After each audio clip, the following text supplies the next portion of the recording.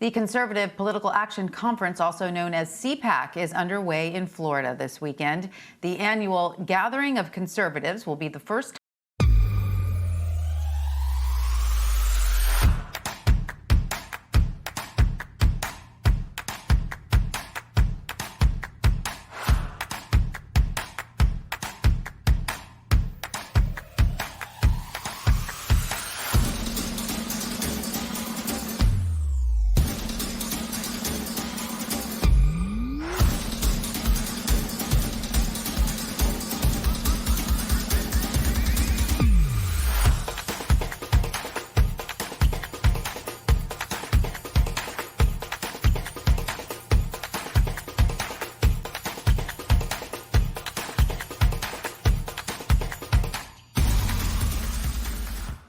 time we hear from former President Trump since he left office. He will deliver a speech on Sunday.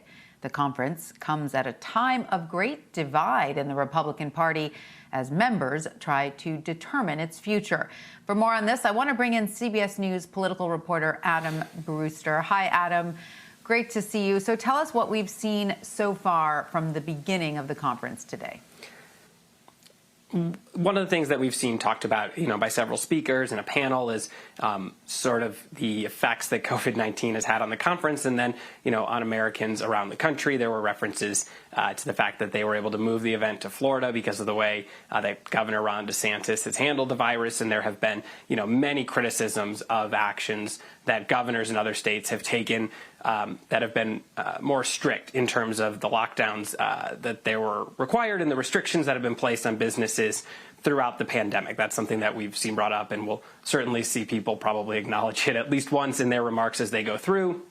We've also seen some talk, about reforming election laws. There are many panels that are scheduled throughout the weekend to discuss what Republicans think went wrong within the 2020 election. Of course, that goes, against, many against, what we've seen in terms of there being, not evidence of widespread fraud to overturn the election. And we'll also see throughout the weekend many potential 2024 presidential candidates be speaking. We've seen already Texas Senator Ted Cruz and Florida Governor Ron DeSantis kick things off this morning. And you also will probably hear conservatives talking about how they need to make their voices heard in an era where they believe it is harder to get their messages out there in the media and on social media. Well, speaking of an era where it's harder to get the Republican message out, this conference comes at a time when there is a growing divide in the party, and the future of the party itself is somewhat uncertain. How do Republicans plan to address that piece this weekend?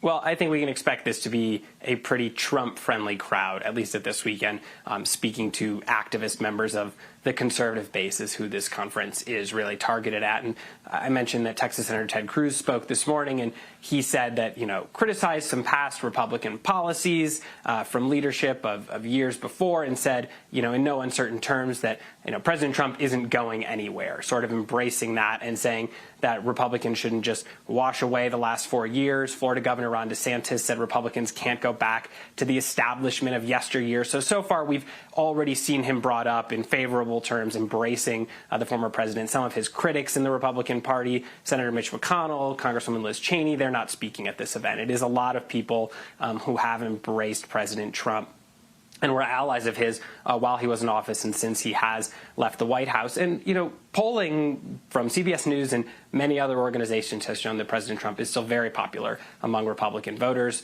Our polling from a couple weeks ago showed 7 in 10 Republicans wanted the GOP to show loyalty to him.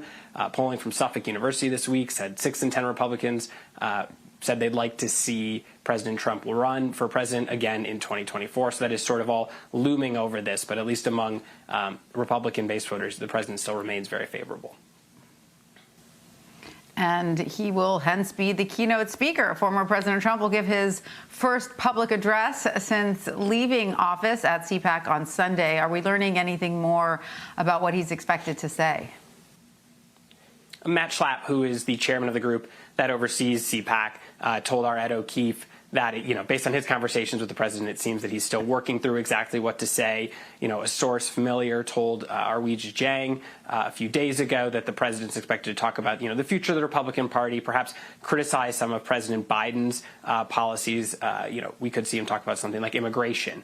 That could be a topic where that comes up. Of course, that was one of President Trump's signature issues and has vast disagreements with the way that President Biden wants to handle that. And then, of course, one of the questions will be how much he talks about the 2020 election and what he thinks went wrong there. We've seen him bring that up in interviews that he has done since leaving office. He did a few last week following after Rush Limbaugh died, when he was talking about Rush Limbaugh's life and brought up what happened in the 2020 election. So I think it remains to be seen if he'll bring that up again on Friday. He would probably have a favorable audience to address that if he chooses to.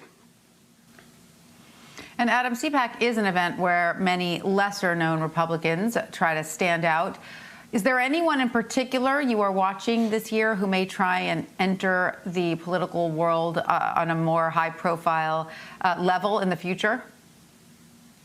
There's certainly some, politicians or people who are trying to get new jobs. That's whether that's Josh Mandel, former treasurer in Ohio, who's running for Senate. Again, he has multiple speaking appearances. He spoke this morning and said, I'm pro-gun, I'm pro-Trump. He has come out very early in his campaign and tried to establish himself as the Trump-branded candidate in that race. There's the former Republican Party chair in Ohio, who's also running, has also tried to take up that mantle. That'll be fascinating to watch that go out. And then there's some, of course, younger congressmen like Madison Cawthorn, and what we'll see from Congressman Matt Gaetz, who's been a staunch ally of President Trump's.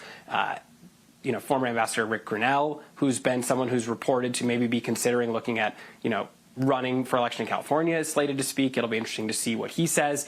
And then it's not just a matter of who is speaking, but what is brought up. There are 7 panels. I mentioned that election integrity, has already come up today, but there are 7 panels, about the 2020 election and voting. And that comes as we have seen Republicans around the country push states to kind of roll back some access to voting or put more restrictions on voting. The Brennan Center for Justice has found more than 250 bills that would do that in over 40 states.